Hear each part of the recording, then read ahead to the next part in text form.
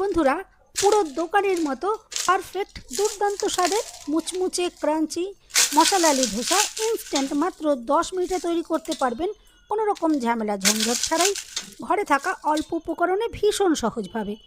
কয়েকটা ছোট ছোট টিপস বলে দেব, প্রত্যেকেই পারফেক্টভাবে বানিয়ে নিতে পারবেন। একটা ধোসাও প্যানে আটকে যাবে না, ইজিলি উঠে আসবে। সাথে মশলা আলু আর সেরা স্বাদের দোকানের মতো নারকেলের চাটনি তৈরি করে দেখাবো। বেকিং পাউডার সোডা ইনো ছাড়া কিভাবে বানাবেন তার জন্য সম্পূর্ণ ভিডিও দেখতে থাকুন। রেসিপি ভালো লাগলে লাইক শেয়ার কমেন্ট ও সাবস্ক্রাইব করে পাশে থাকবেন। দেখে নেওয়া যাক আজকের রেসিপি। নমস্কার বন্ধুরা, আমি পাপড়ি পদ্মাবতী ফুড ক্রিয়েশনে আপনাদের সবাইকে স্বাগত। প্রথমেই একটা জায়গা নিয়ে নিচ্ছি 2 কাপ চাল। আমি এখানে আতপ চাল ব্যবহার করলাম। আতপ চাল দিয়ে যদি তৈরি করা হয় তাহলে খুব কম সময়ের মধ্যে এটা ভিজিয়ে রাখলে নরম হয়ে যাবে। আপনারা যে কোনো চাল ইউজ করতে পারেন। এখন খুব ভালো করে আমি 2-3 বার জল পাল্টে পাল্টে ভালো করে ধুয়ে নিচ্ছি। দেখুন ভালো করে আমি ধুয়ে নিয়েছি। এরপর এখানে 2 কাপ হালকা গরম জল দিয়ে আমি এটা ভিজিয়ে রাখবো। যদি গরম জল দিয়ে ভিজিয়ে রাখা হয় খুব কম সময়ের মধ্যে চাল নরম হয়ে যাবে। আমি দেখুন এটা চাপা দিয়ে রেখে দিলাম, মিনিট 10-15-র মধ্যে সুন্দরভাবে ওটা সেট হয়ে যাবে। এখন দেখুন আমি মশলা আলু যেহেতু তৈরি করব তার জন্য এখানে কিছুটা সেদ্ধ করা আলু নিয়েছি। আর আলুগুলো ছোটো ছোটো টুকরো করে কেটে নিয়েছি যাতে কম সময় তৈরি হয়ে যায় আর গ্যাস খরচাও কম হয়। এখন হাত দিয়ে দেখুন একটু ভেঙে ভেঙে নিলাম। এটা কিন্তু ম্যাশ করার কোনো প্রয়োজন নেই। আমি দেখুন একটু ভেঙে ভেঙে এটা রেডি করে নিলাম। এরপর গ্যাস জ্বালিয়ে কড়াই একটা আমি বসিয়ে দিলাম আর দিয়ে দিচ্ছি 1 চামচ সাদা তেল। এখানে বেশি তেলের একদম প্রয়োজন হবে না, খুব কম তেলেই বানিয়ে নিতে পারবেন। দিয়ে দিচ্ছি ফোড়ন হিসাবে অল্প করে একটু গোটা জিরে, আর দিয়ে দিচ্ছি অল্প করে কালো সর্ষে, আর দিয়ে দিচ্ছি খুবই সামান্য পরিমাণে হিং। অবশ্যই এখানে হিং দেবেন, অসাধারণ একটা ফ্লেভার আসবে। আর একটু গ্রেট করা আদা আর কুচনো কাঁচা লঙ্কা আমি দিয়ে দিলাম, আর দিয়ে দিলাম কয়েকটা কারি পাতা। এই সব মশলাগুলো যদি ইউজ করে ধোসা তৈরি করেন দেখবেন একদম দোকানের মতন টেস্ট আসবে। এরপরে গ্যাসের ফ্লেম একদম কমিয়ে রেখে আমি এটা কয়েক সেকেন্ডে নাড়াচাড়া করে নিয়েছিলাম। এরপরে দিয়ে দিলাম কুচনো টমেটো। আর টমেটো যাতে তাড়াতাড়ি সেদ্ধ হয়ে যায় তার জন্য দেখুন আমি এখানে নুন দিয়ে দিয়েছি। আর নাড়াচাড়া করতে করতে দেখুন কত কম সময়ের মধ্যেই টমেটো একদম সফট হয়ে যাবে। দেখুন টমেটো একদম নরম হয়ে গেছে, দেখে তো বুঝতেই পারছেন। একটু খুন্তি দিয়ে আমি একটু ভেঙে ভেঙে দিলাম যাতে এটা খুব সুন্দরভাবে মাখা মাখা হয়ে যায়। এরপরে আমি এখানে দিয়ে দিচ্ছি অল্প করে একটু গুঁড়ো হলুদ, আর দিয়ে দিচ্ছি একটু কাশ্মীরি লাল লঙ্কার গুঁড়ো। এতে সুন্দর কালার আসবে, দেখতে অসাধারণ লাগবে। এরপর নাড়াচাড়া করে ভালো করে রেডি করে নিয়েছি। এখন যে আলু আমি সেদ্ধ করে হাতে একটু ভেঙে ভেঙে রেখেছিলাম সেই সেদ্ধ করা আলুটা এখানে দিয়ে দিচ্ছি। সম্পূর্ণ আলুটাই দেখুন আমি এখানে দিয়ে দিলাম। এরপরে আলুর আন্দাজ মতো দেখুন আমি নুন দিয়ে দিয়েছি। আগেই মশলার মধ্যে যেহেতু নুন দিয়েছিলাম সেই জন্য একটু বুঝে নুন ইউজ করতে হবে। দেখুন ভালো করে নাড়াচাড়া করে এটা রেডি করে নিলাম। এরপরে একটু আলু যদি কয়েকটা বড় বড় থাকে একটু এভাবে একটু খুন্তি দিয়ে ভেঙে দিতে হবে। দেখুন আমি একটু খুন্তি দিয়ে ভেঙে রেডি করে নিয়েছি। আর ওপর থেকে একটু কুচনো ধনে পাতা দেখুন দিয়ে দিলাম। অসাধারণ যেমন দেখতে লাগবে তেমনি ফ্লেভারটাও অসাধারণ আসবে। দেখুন মশলা আলু একদম রেডি হয়ে গেছে। আমি যে সমস্ত মশলাগুলো দিয়ে তৈরি করলাম এভাবে একবার বানিয়ে শুধু খেয়ে দেখবেন দোকানের স্বাদকেও হার মানাবে। দেখুন একটা জায়গার মধ্যে আমি তুলে নিচ্ছি। আর কতটা দুর্দান্ত দেখতে লাগছে আশা করছি দেখে তো বুঝতেই পারছেন কতটা অসাধারণ দেখতে লাগছে। এরপর দেখুন একটা মিক্সি জার আমি নিয়ে নিয়েছি। আর এখানে প্রথমেই দেখুন দিয়ে দিচ্ছি কিছুটা খোসা ছাড়ানো ভাজা চিনেবাদাম। এরপর এখানে নিয়ে নিয়েছি 2টো কাঁচা লঙ্কা আর একটু গ্রেট করা আদা, আপনারা টুকরো করা আদাও দিতে পারেন। আর ঝাল পছন্দ মতন একটু কম বেশি ব্যবহার করবেন। আর নিয়েছি দেখুন 2 চামচ মতো কোরানো নারকেল, আর 2 চামচ মতো দিয়ে দিচ্ছি টক দই। হাতের কাছে টক দই যদি না থাকে আপনারা এখানে লেবুর রস দিতে পারেন। এরপর বাটিটা ধুয়ে দেখুন একটু জল আমি এখানে দিয়ে দিলাম। দিয়ে দিচ্ছি বিট নুন, অবশ্যই এখানে বিট নুন ইউজ করবেন, অসাধারণ একটা টেস্ট আসবে। আর 1 চামচ চিনি। এরপর ঢাকনা বন্ধ করে এটা মিক্সিতে আমি ব্লেন্ড করে নেব। দেখুন পেস্ট বানিয়ে নিয়েছি, চাটনি একদম রেডি। চাইলে কিন্তু এভাবেই আপনারা খেতে পারেন, দুর্দান্ত স্বাদ আসবে। কিন্তু টেস্ট আরও বাড়ানোর জন্য আমি এখানে একটা ফোড়ন দিয়ে দেব। তার জন্য একটা হাতার মধ্যে আমি দেখুন সাদা তেল 1 চামচ মতো দিয়ে একটু ভালো করে গরম করে নিয়েছি। দিয়ে দিলাম একটা শুকনো লঙ্কা, কালো সর্ষে আর হিং, আর দিয়ে দেবো কয়েকটা কারি পাতা।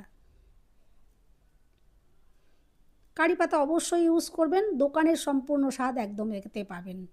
দেখুন কারি পাতা দিলে এরপর একটু নাড়াচাড়া করে নিচ্ছি।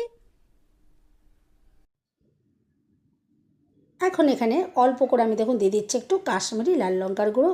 এতে সুন্দর একটা কালার আসবে, দেখতে খুবই সুন্দর লাগবে, তবে ঝাল কিন্তু হবে না।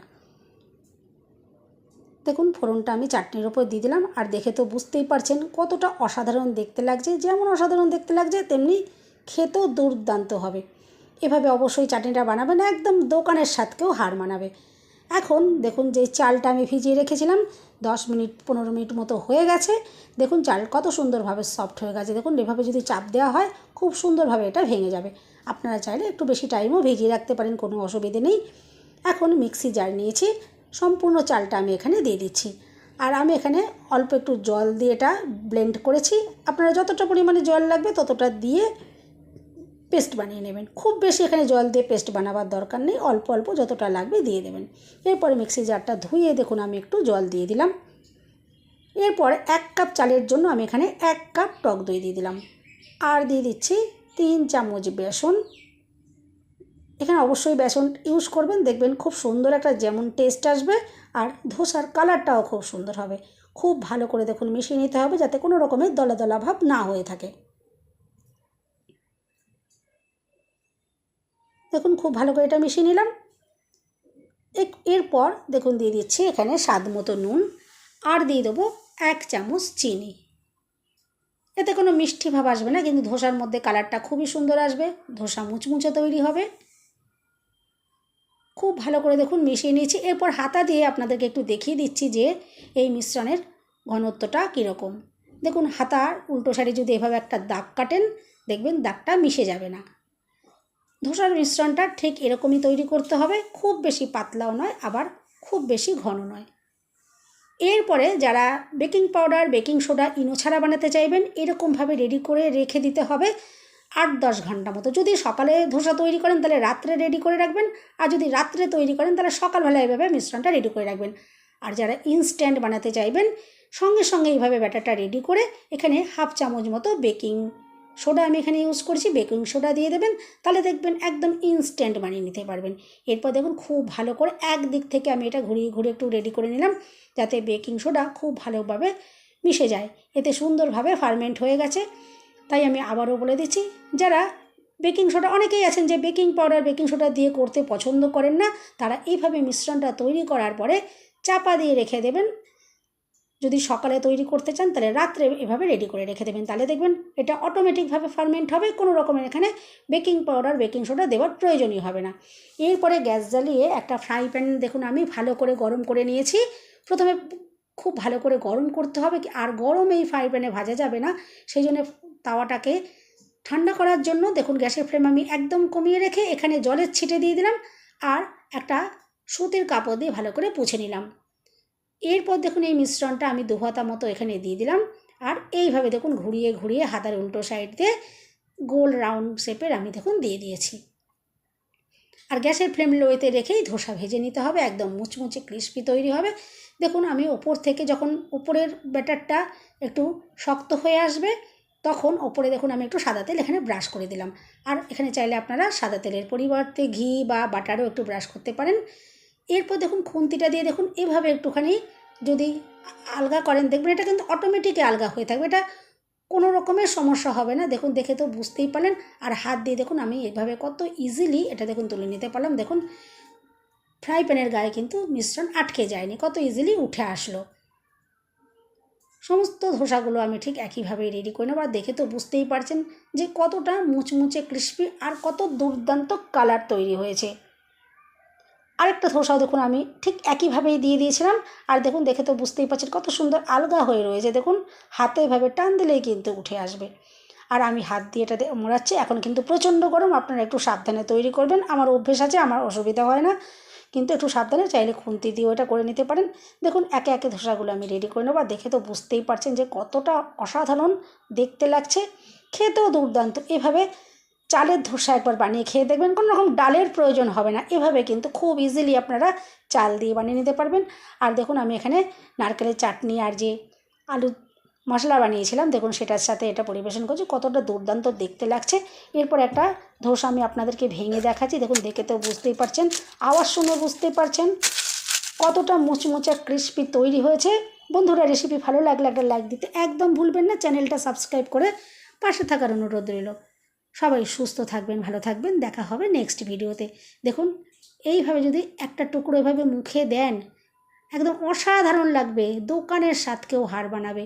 এভাবে অবশ্যই একবার ট্রাই করতে পারেন। আশা করছি আজকের রেসিপি আপনাদের ভীষণ ভীষণ ভালো লাগলো।